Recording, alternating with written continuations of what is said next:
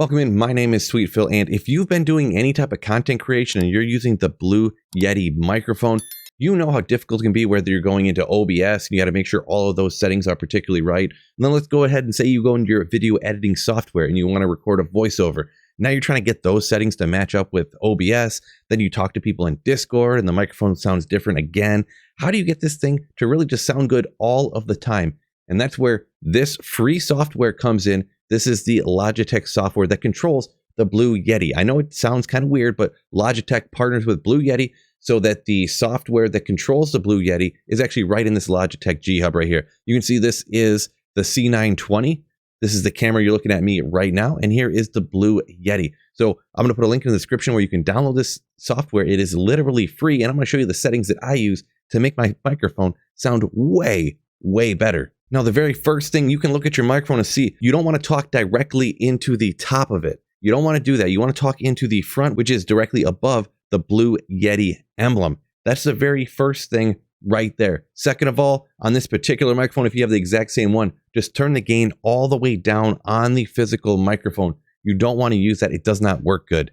So once we jump into the Blue Yeti settings, just go ahead and have yourself a preset custom right there. You can see mine's right here, and make sure it is checked as enabled to be on. And I will mention real quick, some of these you might need to adjust based upon the way your voice sounds or the way you talk. So just keep that in consideration. For the Equalizer high pass, a lot of times I see people, they have it at 50 to 60. I have it at 60. Over on the voice EQ, I have this at 150. These are like the lows. So the higher you pull this up, the deeper your voice will sound. And the further you pull it down, it'll pull those out. The mids here and the highs, pretty self-explanatory. I don't want it to be too high-pitched. So this is pulled down just ever so slightly, and I actually pulled down the mids a little bit more. Now we jump over to signal cleanup right here. This is where a lot of the magic is going to happen.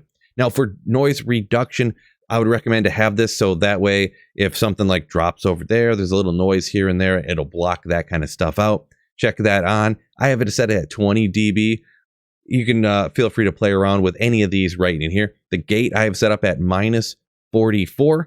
Down here at the compressor, we have this one at -20. The de-esser also at -20, and the de-popper also at -20. Just so happened that those kind of fall exactly there. And then the limiter, it depends how loud you're going to need it depending on where you're speaking. I guess I have mine set to -5, but you could go ahead and have this just leave it at 0. You could have it up. You could leave it off if you didn't need to, but having a limiter set somewhere so that if you get really excited while you're streaming or whatever, then it doesn't just like blow everybody's eardrums out. So I have this one set at -5.